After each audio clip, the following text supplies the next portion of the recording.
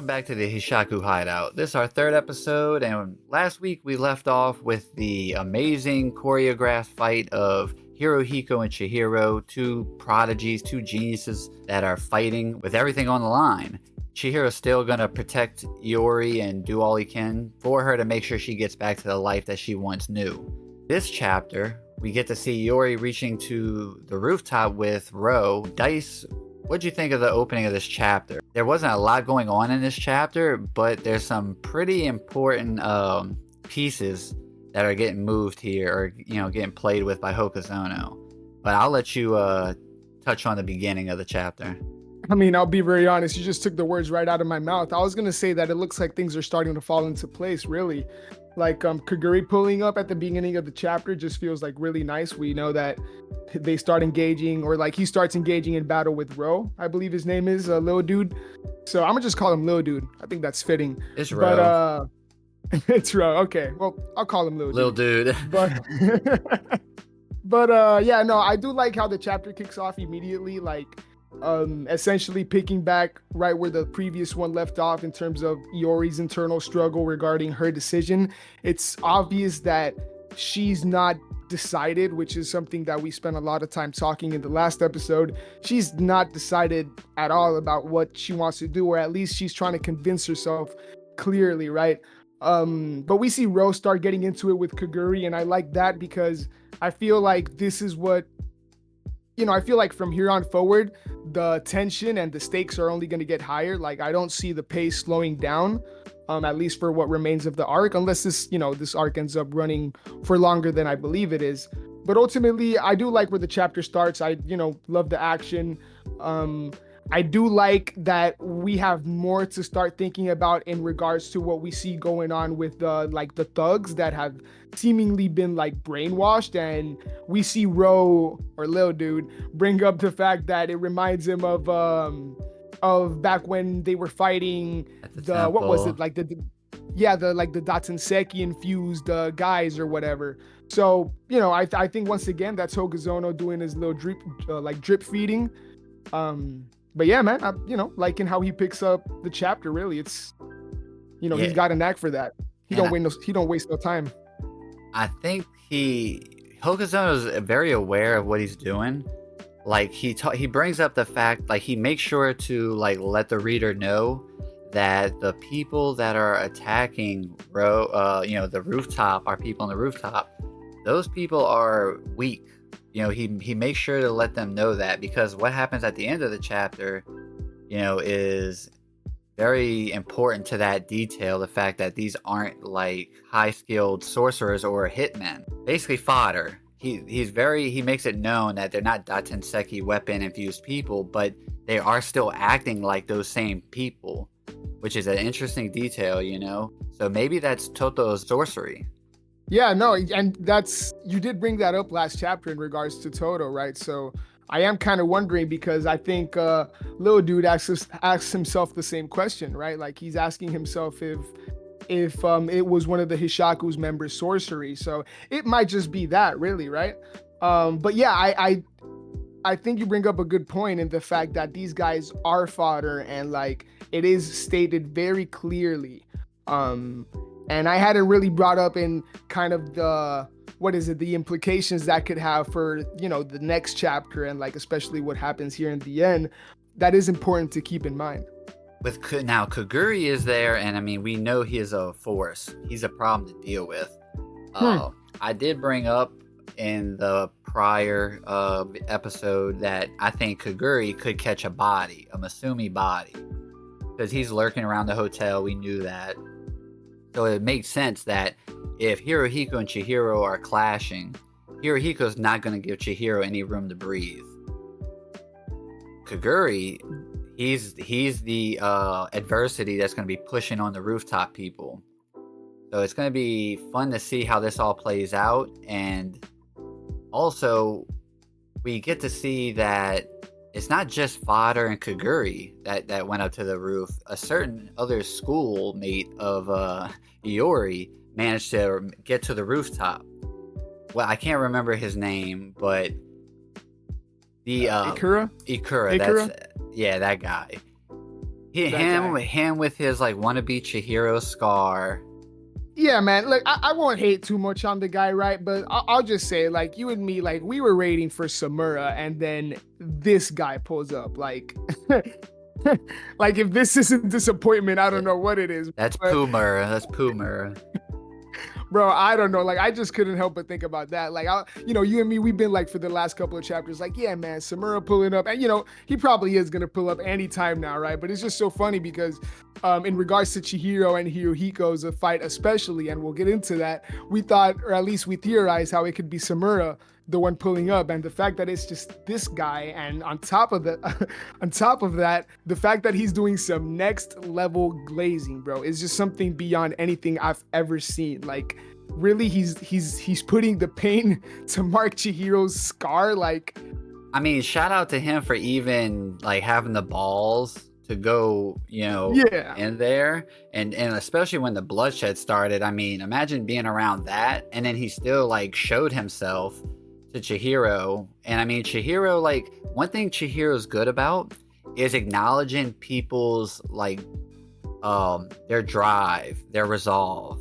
He respects people when they show that they care about something, and he meets it head on. And even if you're an opponent of his, he'll meet that head on. That just most likely means your death. But when it comes to this guy, I'm gonna put my stock in you. But that makes me wonder if like Chihiro has to be aware that Kaguri's somewhere in the hotel, or like if Hirohiko's here, he has to have like some kind of like thought that, oh, that guy that I've clashed with on the street might also be here. I mean, I get what the whole point of the storytelling is with this, and how Chihiro, like, he's like, my response to your pledge, it's the key to bringing Yori back. I like Chihiro for that. Like, that's been recontextualized throughout every arc. That's how he's faced like Sojo, Tenri. Tenri was an important one. Maybe Chihiro was like, yo, I like that scar. Here's the key, playboy. Go do your thing for your girl. He gets to the rooftop, and it's utter chaos up there. Because he's a weakling and wanting to protect the innocent and the weak, we see the lock get completely broken of the seal for Yori and Samura. And what happens next, Dice? Okay, so what happens next is that apparently Yori has her memories back, right? By the looks of it, she locks in, her instinct, it looks like, and she awakens pretty much. Yeah, she awakens. Samura's daughter. Yeah, she even has her eyes closed. Maybe she's pretending to be blind too. There wasn't a whole lot in this chapter, right? We know Chihiro and Hirohiko are still doing their thing on, fighting on the bottom floor. It's drastic situation up top. We don't know what this means. That lock's broken. Like, it's like the Hishaku Hideout cope is Samura's gonna show up to a hotel. Yeah, since we started, man, it's not looking good. Yeah, it's like we started with the left foot, really. I think this is a stress test chapter. I'm not saying I love it either, to be honest. I do have my issues with it. There's people on Twitter cooking other people like a couple weeks ago for saying that Iori's gonna pick up an Eternal Blade. Like, yeah, give her the Eternal Blade at this point, fuck. Like, now that we know, but it is kind of crazy that this, she can awaken to this. Yeah, man. I didn't like it. Obviously, because by now, like, I recognize how weekly shonen works. I know better than to judge, quick. Like, I do want to kind of see where Hokazono takes this. But I can't lie that I was just disappointed. Like, I let out like a huge sigh. Like, I even like I put down the iPad, like, and I kind of scratched the back of my head, and like I think my biggest issue is the fact that I personally feel like there wasn't a lot of foreshadowing. Now, I want to give you the floor because those were kind of like my initial thoughts, and I'm not like the best at kind of picking up subtle details that eventually pay up or pay off. So it was just kind of like initial reactions of like me personally feeling that it wasn't kind of foreshadowed or hinted at in any way. But I have already seen some panels and certain things that apparently there have been like certain visual indicators that kind of really subtly set this up, and I know you can kind of speak more to this, so I'll give you the floor. Yori's seal, fully breaking to want to protect her classmate. As it fully broke, she remembers the memories from 3 years ago. If in that age, Samura did teach her just to defend herself if ever need be, then that might make sense. I mean, I also ran across a tweet, and I want to make sure I give this person credit. The reason that Kaguri could only name 3 of the white purity users is because the 4th plaque belonged to someone who had been erased from everyone's memories. So the 4th plaque is actually Yori.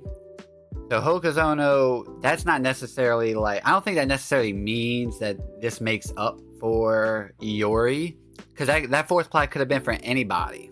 It's not like it didn't lend itself to Yori specifically. I don't think there was anything, no hard foreshadowing left or symbolism to lend itself to Yori. But I think Hokuzono's been kind of tiptoeing at because it could open up next chapter where we actually see Samura showing her things. Yeah, and just like you had kind of saw, you came across that tweet that, like you said, it isn't direct foreshadowing, but it is clearly something. Once again, we've since the first episode, we've been talking about how Hokuzono, doesn't seem to do things by accident. Even if it's not a direct foreshadowing to Yori specifically, to me, it's not out of reach, especially, and I want to give credit to Twitter user Coach Says Go Left. That's their @. They came across a similar panel or a similar page, and I wish I had the chapter, but essentially we see the AI white purity style. Like you said, it's the 4 plaques, and it's a very specific leaf falling, and it's the same leaf that we see right before Yori is introduced for the first time in the story.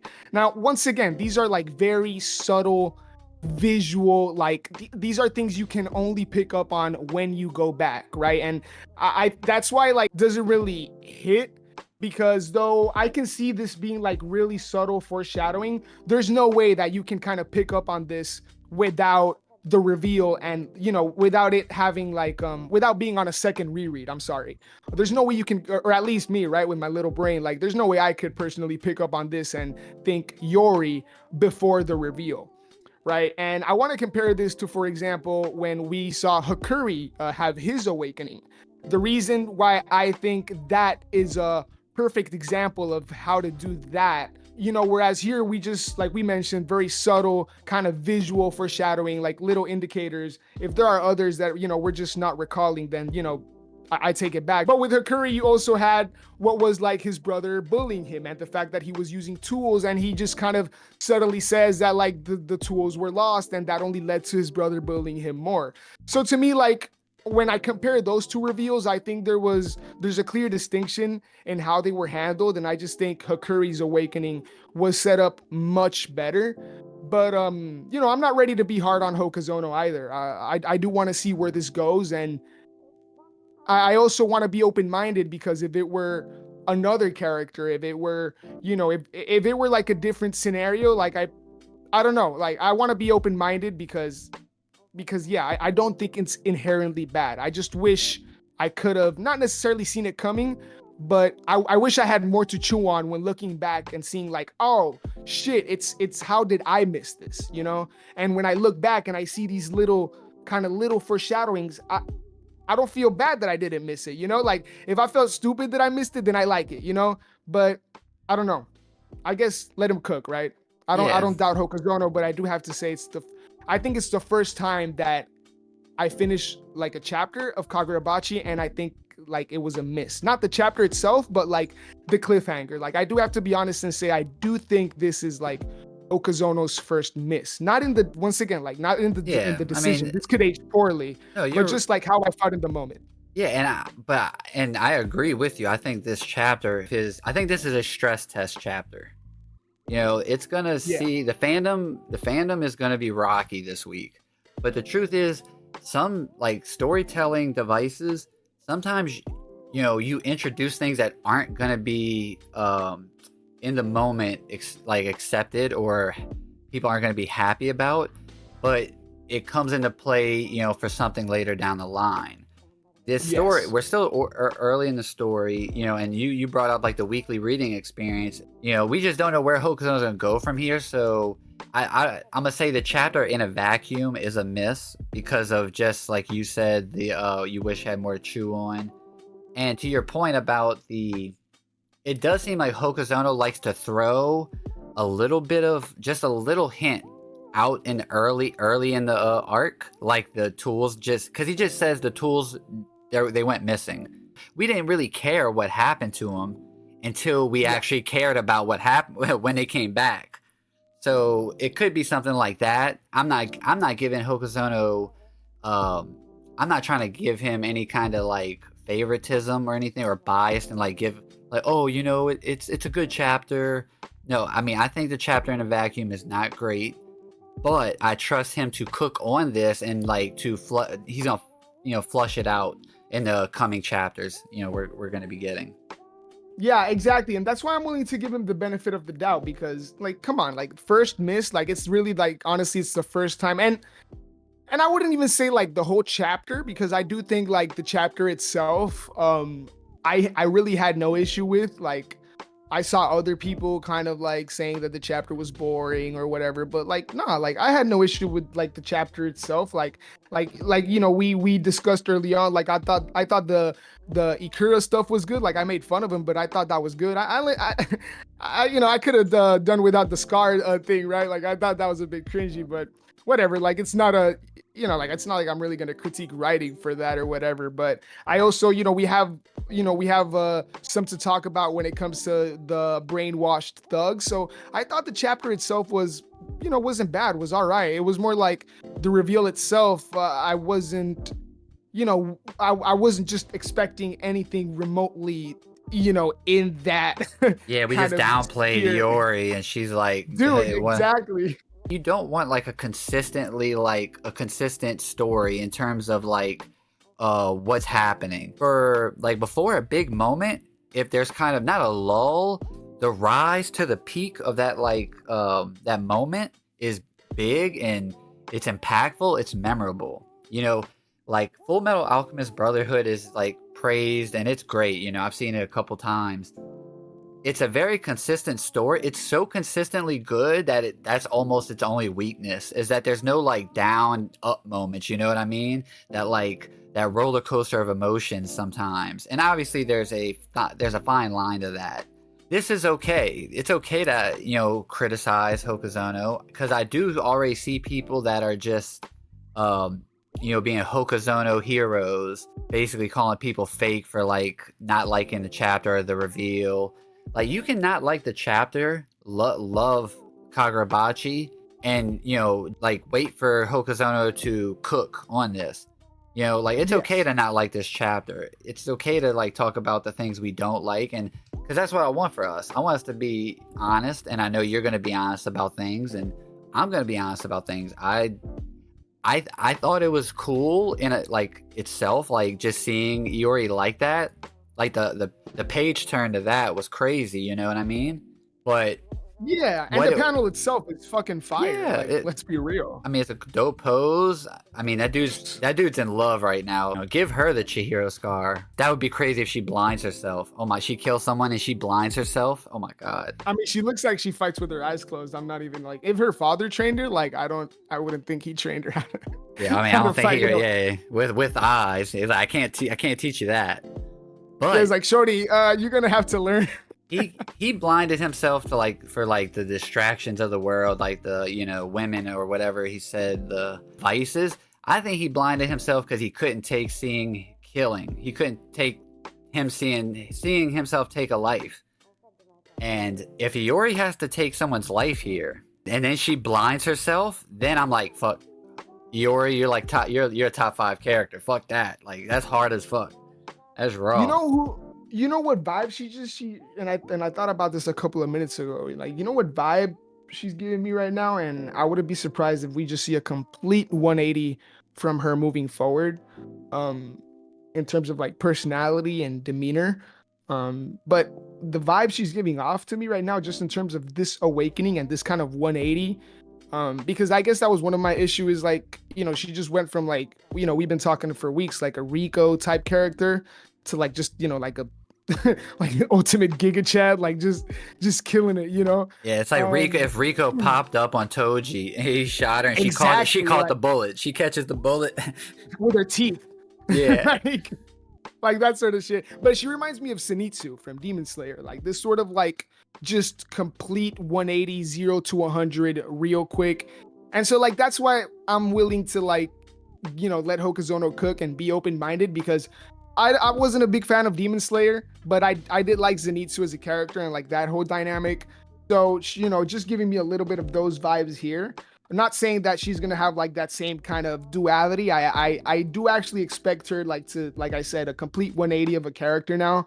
Like I expect her to be like badass, and it'd be cool to see her interact with Hiyuki, moving forward and whatnot. But yeah, man, I don't think the chapter is too bad. I liked most of it. I want to let Hokuzono cook. Art is amazing as always, and yeah, man, we'll see. We'll see where this goes. I mean, that's really the chapter. So usually I try to end these chapters with like a question for you to stew on, like for the week. Maybe cook up a cool theory. Dice, definitely want to hear your thoughts, but I also want to hear like any of the viewers. Like if you have something to comment, like a theory or answer to this question, please drop it down below.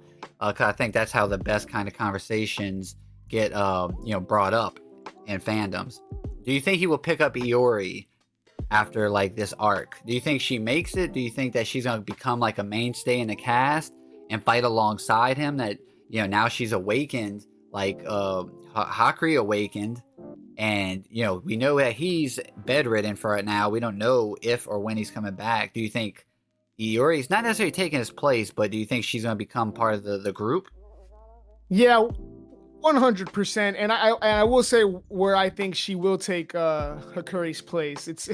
It's more like a joke because I know people have been theorizing that Hakuri will pick up an enchanted blade, and I've never really been of that mindset. I think he's kind of broken already with the storehouse, and he has a lot to grow there, especially if he comes back. All right, I think we're gonna see Yori be the one to hold on to an enchanted blade, and Hokuzono could always just like divert our expectations because it's almost like kind of too obvious because we have obviously Chihiro Rokuhira, son of the maker of the swords, wielding the seventh blade, and the daughter of one of the most vicious swordsmen, being Samura, awakening. I think it almost kind of sets it up perfectly for her to wield an enchanted blade. And I do agree 100% with what you're saying. I think in this chapter specifically, this like more than ever, at least for me, this series feels like a shonen where like obviously the story is really dark, but I think here's when we're starting to see some of like the major shonen tropes kind of start kicking in. So I do agree 100% with like Chihiro kind of building this new generation of sword wielders. Obviously I know that's not like his plan right now, but the way things are shaping up, he's clearly like putting together a team, right? Like the damn near like Avengers this is going to start looking like. But yeah, Chihiro, Hakuri, Hiyuki's kind of like, she's got one foot in the door. Now Yori, obviously he now isn't a sorcerer or anything like that, but she's part of the gang. Char, we haven't seen her in a while. We know she's a baby still or whatever, but she's part of the gang. Shiba's out and about. So yeah, I do see like a clear family being formed here, and family's been a big theme of the story since it started. And so yeah, I agree with that. I wouldn't be surprised if we see more characters, being introduced. Like I don't think Yori's gonna be the last one, definitely, because we still have like what two blade wielders yet to meet. So Yeah. That's two more kids. They're gonna have kids too, and it's just gonna be everybody. It's gonna be for the Chihiro's gonna run an orphanage for the all the sword wielder kids. Fuck out of here. One thing I do agree, and I do think you're right on, is like I do think at some point Chihiro's motivations will pivot. Where like right now he's very straightforward on what he wants to do and how he's gonna do it. I feel like whether it's because he starts, like we said, like forming a family, and like Iori takes up like the blade, like how would like Chihiro kind of, like how will he go about his mission if something like that were to happen? He almost certainly like has to like adjust like his goals, right? And I'm just that, like I'm down for, you know, and I'm looking forward to see if like that's even accurate or what exactly like ends up happening with Chihiro and his motivation specifically, He right? could Because pivot, like you said.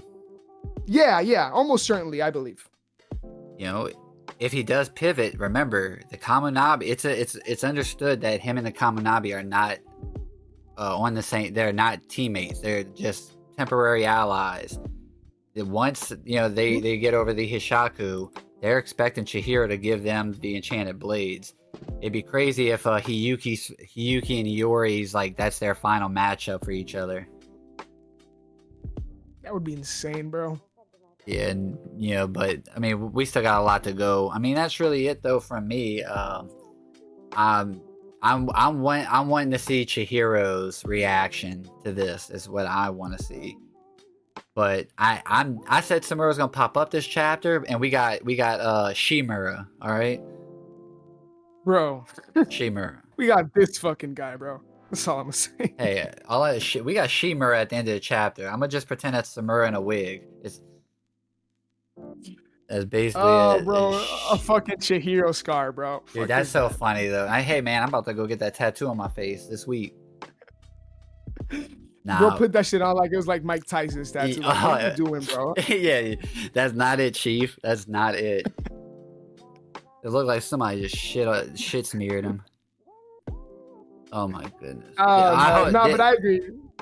This guy's gotta Yeah, get. go ahead. I want to see Kaguri like lop off this guy's like tattoo, like gonna chop off a piece of his skin. Cut that shit off I wouldn't his be face. I wouldn't be surprised if it's GG's for this guy, honestly. Like, once again, this is shonen, so like, Hokusono might not go there, but fuck it. Yeah, I mean, I'm pretty edgy, and I'm always saying somebody's gonna die. I have Fujimoto PTSD, I like to call it. Valid. Other than that, though, I mean, that's the chapter. Any closing thoughts or statements, theories you want to throw out, Dice? Nah, man, that's really it. Just waiting for the next chapter and see how this ages really. Yeah, me too. Well, that'll do it. Y'all have a good week. Drink water and peace. Yes, sir. Peace.